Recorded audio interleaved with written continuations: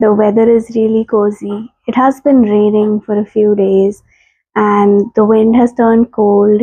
The sun plays hide and seek all the time. And after a long time, an October feels like October.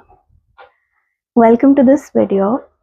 We are going to go through some of the books that I am hoping to read in October.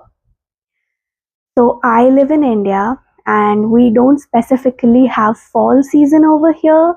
Fall is really romanticized online and especially in reading spaces where everyone's curling up with a book and everything is turning orange and autumnal and leaves are crunchy. We don't have crunchy leaves here.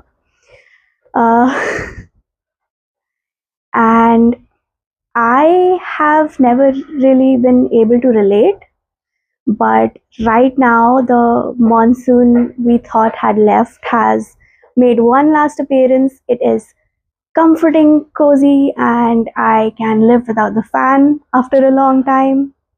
So yeah, it feels good. It feels like a good time to pick up some books that I only like to pick up in October because it's also technically spooky season.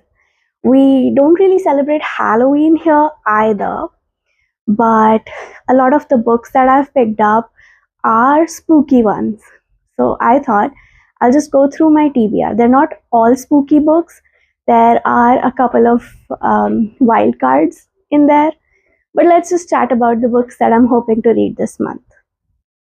So I'm going to start by going through the spooky books. The first book that I hope to read, and this is a chonky one. This is actually two books in one. I believe this is The Archived and The Unbound by V.E. Schwab, which clubbed together are The Dark Vault.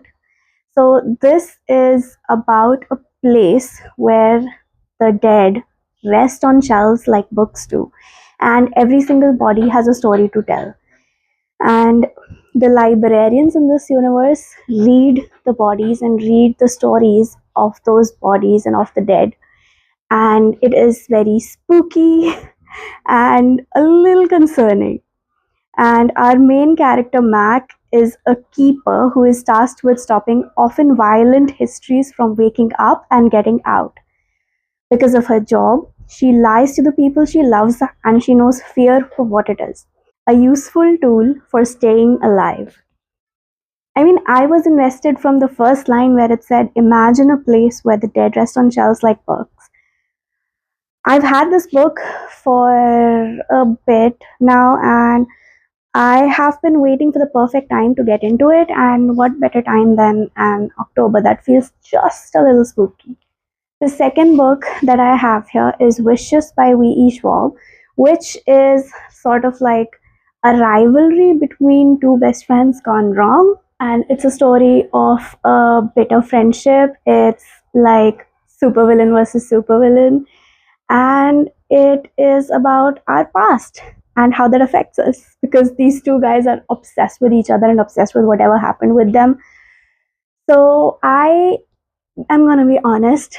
I have gone off of vibes for this book more than the plot, but I've been wanting to read Wishes for so long and I keep picking it up, but somehow and for some reason I keep putting it down, and hopefully this time when I do pick it up, I hope that I actually finish it. The next book that I want to pick up is The Nature of Witches.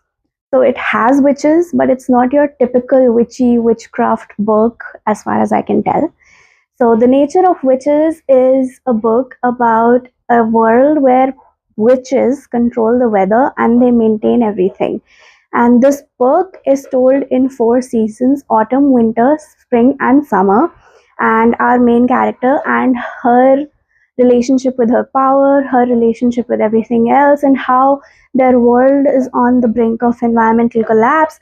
So this is not just a novel about magic and witchcraft, it is also a novel about like the environmental crisis and all of that, but also at its root, I think it's not that far off because witchcraft involves being in touch with and living with nature and not just exploiting the resources that we have available for our gain. So And if you peel back another layer, I think at its core, it is a very witchy book. So, witchy, not exactly witchy, very witchy, if you look at it. But so, with the next couple of books, we're moving from spooky and witchy into like creatures of the night territory. And the first book that I hope to read in this category is A Tempest of Tea by Hafsa Faisal. So, in this book, we have a tea room which doubles as a bloodhouse by night time. So, by daytime, we have people coming in and trying all sorts of teas and pastries and croissants and whatever. And at night, the patrons change, and instead of our regular old humans, we have vampires coming in for some blood. I've actually already kind of started this book, and I am already incredibly obsessed with it. So, yeah, A Tempest of Tea. And speaking of vampires, we also have Carmilla. So, I read Dracula through Dracula Daily a couple of years ago. And if you haven't read Dracula, just right here, I would strongly recommend that you guys sign up for Dracula Daily and check your emails, because that was the most interesting experience. And the year that I signed up for Dracula Daily was the first year of Dracula Daily. So I was collectively reading Dracula with the internet, with tumblr.com. So it was a wonderful experience. And at the same time, we had Carmilla, and Carmilla was published way before Dracula and is said to be like the original vampire novel. More than that, just look at the book. If I just go off of vibes, I would want to pick this up. So yeah, I've had this with me since the first year of Dracula Daily, but every time I go to pick it up, I don't. That seems to be a theme for the books in this video for some reason, and I am looking to remedy that. So I have Carmilla here, and I'm looking forward to reading this and finding out what vampires were like before they were vampires, what was the lore like before there was any lore to go off of, and see how this compares to Dracula. So now I have two more books in the creature category, but these are not vampires. The first book in this category is Frankenstein by Mary Shelley. Frankenstein, again, I bought this when I was still reading Dracula, and I, there's just something about me picking up classics, because I know that classics require your utmost focus and attention, and you don't always have the headspace or the amount of energy that you need to dedicate to a classic, because archaic English is not as simple to get through as our regular contemporary books are. So that's always given me pause. But it's been too long. I want to read this. I want to read this. And what better time than right now? Because I also want to read Our Hideous Progeny. And Our Hideous Progeny is also very closely related to Frankenstein, because our main character, Mary, is the great niece of Victor Frankenstein. She knows her great uncle disappeared in mysterious circumstances in the Arctic. Okay, spoilers. But she doesn't know why or how. And honestly, there's like a couple more paragraphs, but I don't want to read. I just know that it's related to Frankenstein.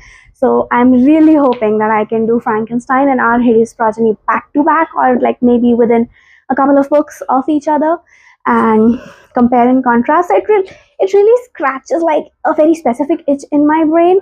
And I am also like, this is a random tangent, but I am somebody who used to love those compare and contrast, or like the differentiate between kind of questions we used to get in our school exam papers. There was just something about not just writing down the answer, but also getting to draw a couple of lines with your ruler on the page, to divide it up, to have one point and then make the corresponding.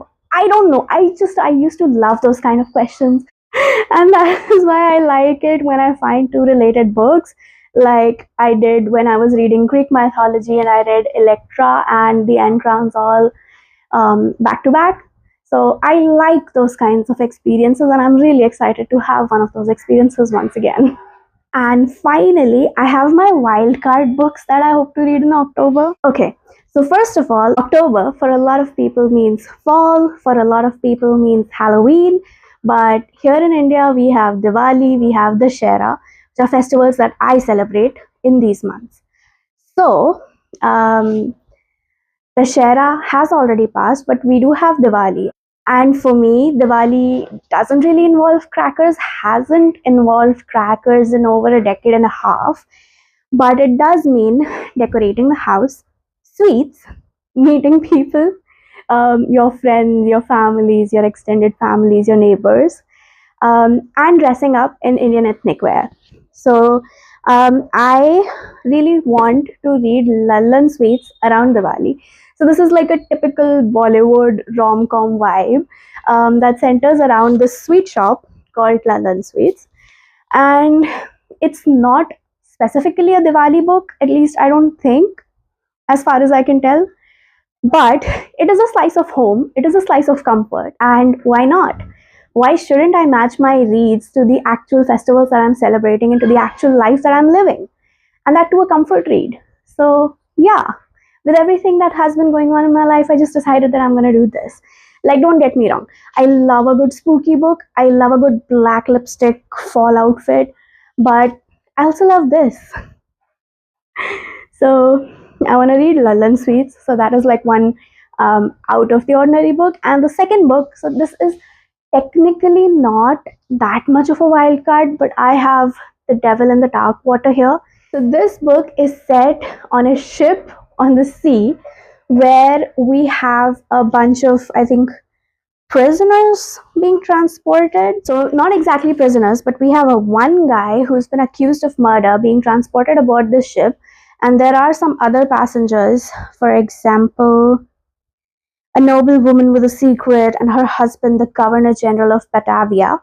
And we've got all these people on a ship on the sea, and then weird stuff starts happening. There's a voice that is whispering to the passengers, there's a murder that goes down, and our one prisoner on the ship claims that he is also innocent, and he's got a friend who is dead set on proving his innocence. So we have got a myriad of characters. We have got a wild vibe going here because it's people on a vessel. They cannot escape, they cannot call for help, they cannot do anything, they cannot interact with anybody outside. So it's, in a way, it's sort of like a locked door mystery. But there's also a demon who may or may not exist, and I love a good book where you don't know if the crimes that are happening are crimes or if it's the supernatural. Maybe because that's something that's pretty common with real life also. Now, a lot of times when people say that a place is haunted, it's just crimes, and criminals use that cover to perpetuate their crimes and to have a safe space where people dare not venture into and like accidentally stumble upon whatever is happening. But also, if it's spooky stuff, then that's like even wilder, right? So, The Devil and the Dark Water is another book that I hope to read just because of the vibes. And yeah, this is a mystery, this is a thriller, and these are all the books that I want to read in October. You know, if only this dress had pockets.